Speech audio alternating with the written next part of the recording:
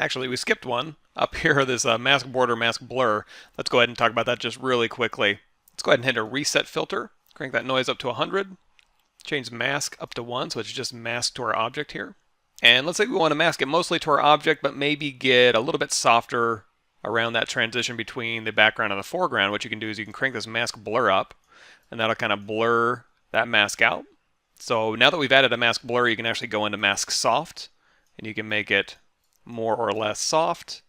And if you have mask blur down to 0, mask softness isn't going to do anything. You actually have to have a mask blur value in order for mask soft to work.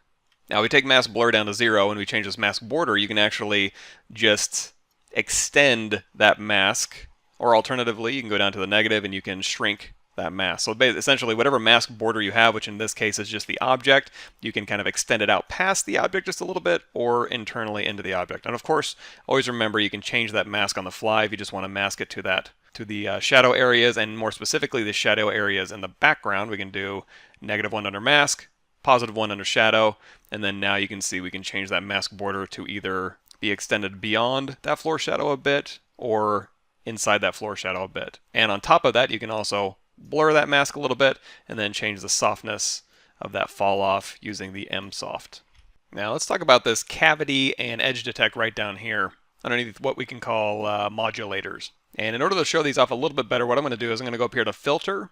We're going to change that to paint. And just to go ahead and make sure we're reset, I'm going to go up here to reset filter. Change this paint value to 100. So we're basically essentially painting this entire frame with a front color, which right now is gray. Let's go ahead and click that and then choose a red color.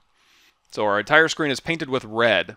And now we're going to use cavities and edge detection in order to confine that red paint to specific areas. In this case, the cavity. So if we crank this cavity all the way up to 1, you're going to see it's going to confine that red paint just to where the cavities are. And now you can change this exponent to get a little bit different look. So if you go down a little bit, it's going to start pulling just from the edges and start grabbing more of those interior spaces here. And you might notice this is very similar to when we were using the material mixer area, this outline and depth. It's giving you a very similar effect. And if you want to exclude the paint from the background, again, remember all you have to do is go here to mask 1, and now we're just not only using the cavities of our model in order to dictate where that paint goes, but also removing it from the background. There's also a cavity radius, so let's go ahead and crank that cavity exponent all the way up. So we're just grabbing this outline here.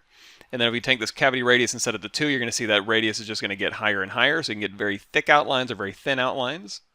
And then the cavity sensitivity, again, is going to start grabbing more of those interior edges of your object. Now if you set cavity to -1, it's going to grab all of the pieces of your object except for the edges. So in conjunction with all the other modulators, you can use cavity to kind of fine-tune exactly where those effects end up. Let's go back up here to reset, filter, set that paint up to 100 again, change that front color back to red, and let's talk about edge detection. Pretty self-explanatory. You can crank up edge detection to 1 and it's going to detect all of your edges. You can use this edge detection exponent to grab just more of the outlines or more of the internal faces, depending on if it's a low or a high number. If we crank that all the way up, we'll grab those external edges. Double-sided right here, you can turn that on and off, and instead of just grabbing one side of that edge, it'll go ahead and grab both sides of that edge. And then of course edge radius is just like the cavity radius, it's just going to make that thicker or thinner line. Edge sensitivity, you can crank that up, and then again it's going to grab more of those internal edges here, so you can again really fine-tune what edges it grabs. And of course edge detect here is set to 1. If you set it to -1, it's going to invert that selection.